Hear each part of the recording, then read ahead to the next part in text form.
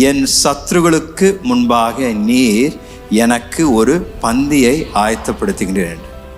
இந்த மேஜை நான் 2 விதமான மேஜை என்று நான் சொல்லுவேன். ஒன்று தனிப்பட்ட மேஜை, இன்னொன்று எல்லாரும் கூடி வந்து அமர்ந்திருக்கின்ற மேஜை. தனிப்பட்ட மேஜை என்பது உங்கள் வீட்டில் இருக்கின்ற இந்த ஜெப அறை. ஒவ்வொருவருக்கும் அந்த தனிப்பட்ட அந்த ஜெப அறையில் தேவனோடு ஐக்கியம் கொண்டாடும்படியாக ஒரு மேஜை இருக்கணும். ஒவ்வொருவருடைய வீட்டிலும் இந்த மேஜையில் ஆண்டவரோடு உட்கார்ந்து ஐக்கியப்பட்டு தேவனுடைய சத்தத்தை கேட்கக்கூடிய பழக்கம் நமக்கு வருவது அவசியம். 2வது மேஜை எந்த மேஜைனா, நாம் எல்லாரும் ஒன்றாக கூடி தேவனுடைய பிரசனத்தில் ஒன்றாக கூடி வந்து ஆண்டோடைய பிரசனத்தை உட்கார்ந்துருக்கோம்ல, அதான் நான் 2வது மேஜை என்று சொல்லுவேன். ஆனால் என்ன ஆயிடுச்சுன்னா, இந்த கோவிடுக்கு பிறகு ஒரு மாற்றம்.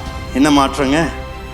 இந்த சபை மேஜைக்கு வருவதை பலர் அந்த பழக்கத்தை விட்டு விட்டாங்க.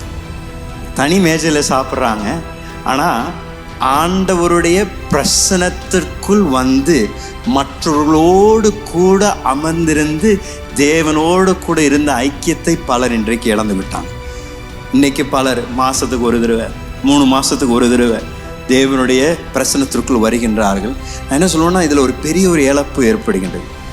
ஏனென்றால் தேவனுடைய பிரசனத்தில் நாம் எல்லாரும் ஒன்றாக கூடி வந்து அமர்ந்திருக்கும் பொழுது அங்கே நடைபெறுகின்ற மிக முக்கியமான ஒரு காரியம், பரிசுத்தாவியானவர் நம்மளோடு இடைப்பட்டு நம்மளுடைய ஆவிக்குரிய கண்களை திறக்க ஆரம்பிக்கின்றார்.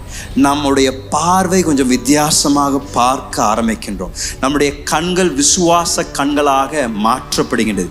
தேவனுடைய பிரசனத்தில் நம்மளுடைய அந்த எண்ணங்கள், நம்முடைய சிந்தனைகளும் நம்முடைய எண்ணங்களையும் மாற்றக்கூடிய ஒரு இடம் இருக்கணும்னா தேவனுடைய பிரசனம் என்று நான் சொல்லுவேன்.